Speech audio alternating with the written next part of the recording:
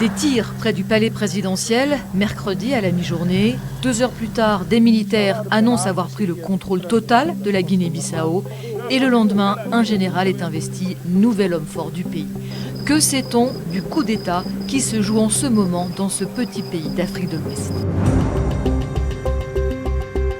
La Guinée-Bissau n'en est pas à son premier coup d'État, loin de là. Cette ancienne colonie portugaise en a déjà connu 4 depuis son indépendance en 1974, plus une quinzaine de tentatives de putsch. Celui-ci survient alors que le pays attendait les résultats des élections présidentielles et législatives qui ont eu lieu dimanche. A expectativa era para poder amanhã saber quem ganhou as eleições. Na véspera das eleições, esse ambiente, de facto, já volta um clima de medo para toda a gente. Quem está em Bissau neste momento fica a pensar o que é que poderá acontecer. Lorsque les premiers tirs ont retenti mercredi midi, des centaines de personnes ont fui la zone du palais présidentiel pour se mettre à l'abri. Très vite, des hommes en tenue militaire ont pris possession de la principale artère menant vers le palais. Et en début d'après-midi, un groupe d'officiers se présentant sous le nom de Haut Commandement Militaire pour la Restauration de l'Ordre a affirmé avoir pris la direction du pays jusqu'à nouvel ordre. O Alto Comando Militar para a Restauração de Segurança Nacional e Ordem Pública decide depor imediatamente o Presidente da República, encerrar até a novas ordens todas as instituições da República da Guiné-Bissau. Ces officiers annoncent aussi suspendre les élections en cours.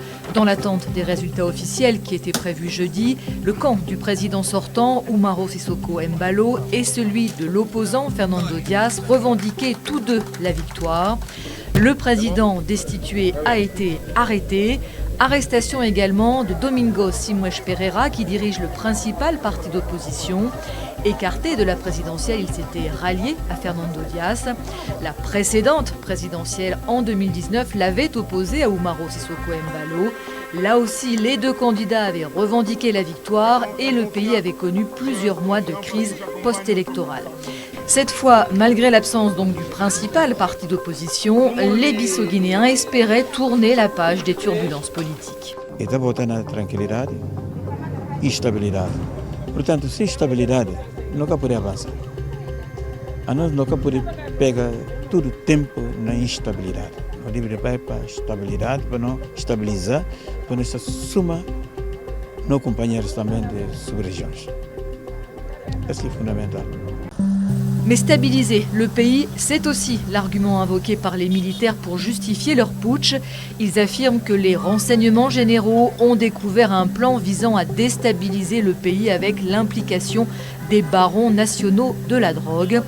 Ce qui est certain, c'est que la Guinée-Bissau est réputée pour être une plaque tournante du trafic de drogue entre l'Amérique du Sud et l'Europe. Plus d'un quart de sa population vit sous le seuil de pauvreté. En 2023, le pays était classé 174e sur 193 dans l'indice du Programme des Nations Unies pour le développement qui mesure la qualité de la vie. Cette grande pauvreté conjuguée à l'instabilité politique a favorisé l'implantation de narcotrafiquants dans ce territoire côtier, ce qui alimente une corruption endémique. Au lendemain du coup d'État, la capitale Bissau ressemble à une ville morte avec des rues quasi désertes et le pays a désormais à sa tête le chef d'état-major de l'armée de terre, investi président d'une transition censée durer 1 an. Ser empossado nas funções de presidente do Alto Comando Militar para a restauração da segurança nacional e da ordem pública. L'Union africaine et la CEDEAO exigent la libération immédiate du président destitué et condamnent sans équivoque ce nouveau coup d'État en Afrique de l'Ouest. Depuis 2020, la région en a déjà connu une série au Mali, au Burkina, au Niger et en Guinée-Conakry.